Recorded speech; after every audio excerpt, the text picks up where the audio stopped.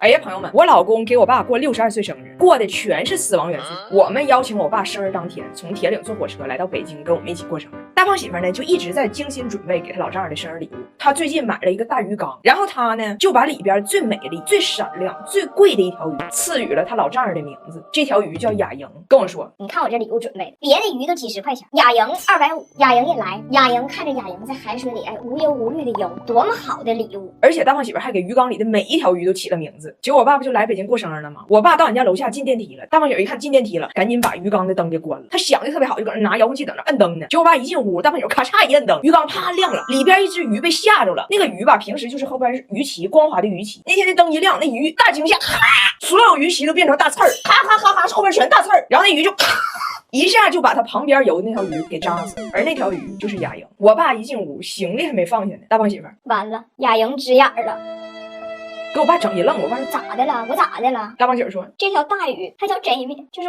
我刚才被吓着了。我害怕，我在这事儿，我跑远了，我咔咔。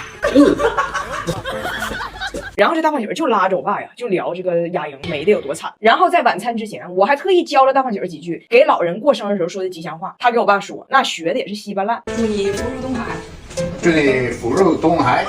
寿比南山。这什么？你现在福如东海，长流水，腐乳好吃。什么腐乳？腐乳红色的豆腐，你吃的是臭腐乳。臭腐乳长海，长有水。还有一句，寿比南山不老松。谢谢，谢谢。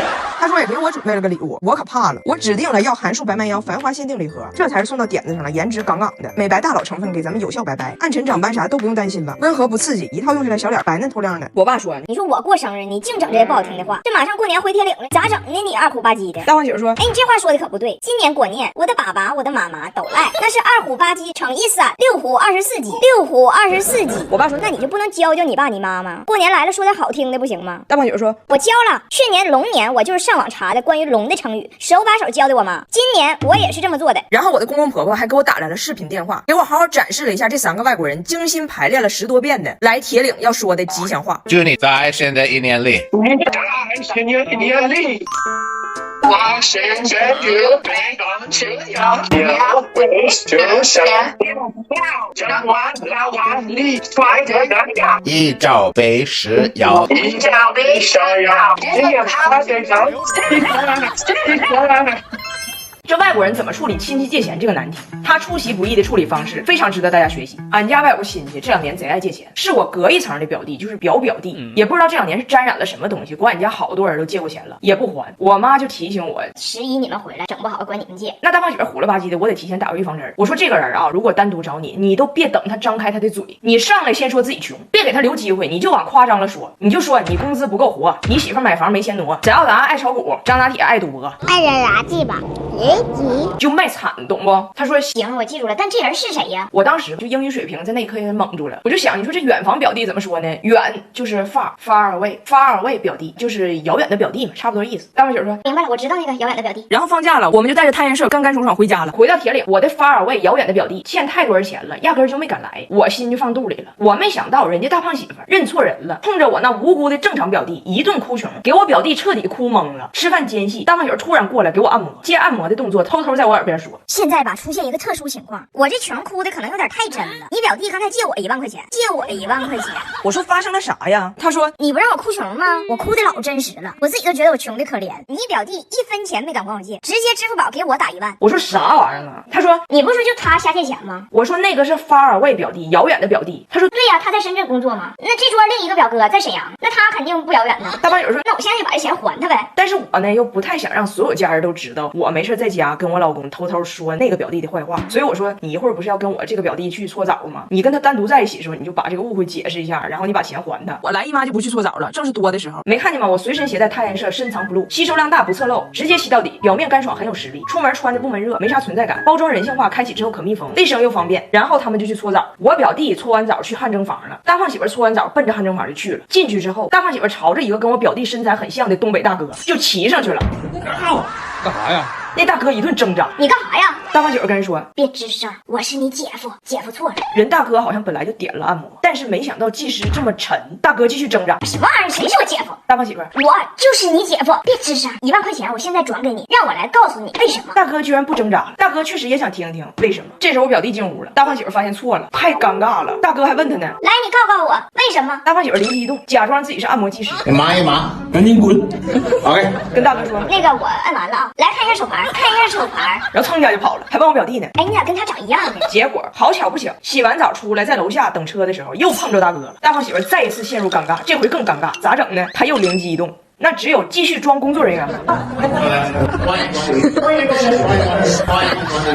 这个情人节，大胖媳妇把我坑了，我婆婆把我公公坑了。我的婆婆温迪19号落地，北京 China， 还给我家备了一份大礼。这个钱是怎么来的呢？本来没有这个预算，结果临近情人节，又是他俩什么结婚多少年纪念日，我公公送了我婆婆一个美丽的蓝宝石大戒指。然后我婆婆呢，正愁着要来中国要买礼物，这钱从哪出呢？这不就出来了吗？就把我公公送的戒指给卖了600刀。我公公一听都没生气。行吧，卖了也就卖了，但是这个卖这600刀，你能不能就别抠搜搜的，给彩玲家人买个好点礼物，不行整个鹅啥的。我婆婆说好，我去看一看。结果呢，在去买大鹅的路上碰到了一个小瓷器店在打折，她驻足了。最后呢，我婆婆给我妈买了个碗，花了65刀，但人很有原则性啊，剩下535给我公公退回来了。我公公看了大受震撼。你从 Canada 到 China 给 Chinese 买了个 China， 你有毛病啊！而且还是一个，就连我都知道中国人买东西喜欢成对买呀。我说不瞒你说呀，温迪，那个碗我妈有一模一样的。我跟你说不可能啊！那个店员跟我说他们家瓷器都是世界唯一，别人都是买不到的。我说买是买不到，我妈是交满1年物业费给的，给4个。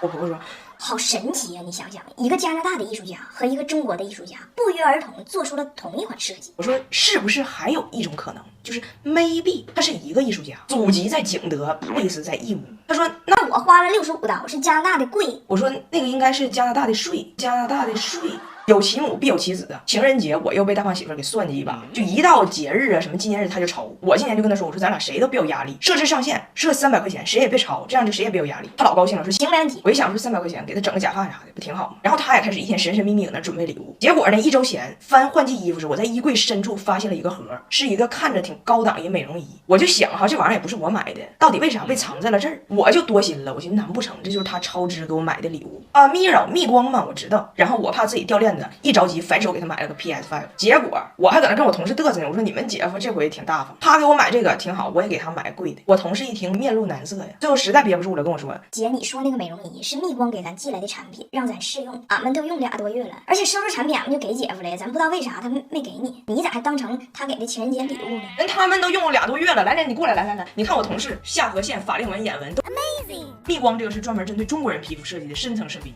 哎，你咋比我白这些呢？你出去，深度能达到皮下3毫米，所以效果更好。而且它有2模式，早上蓝灯去水肿提拉，晚上红灯淡纹抗老。一台机5个功能，性价比老高了。你出去吧，性价比老高了。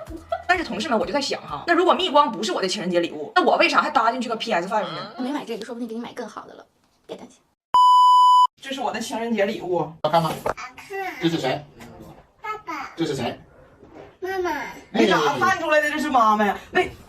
你为啥不直接把我 P 掉呢？把你 P 掉，剪的我跟大哥不行，你喜欢吗？那是大哥，那是爸爸，那是爸爸，那是妈妈。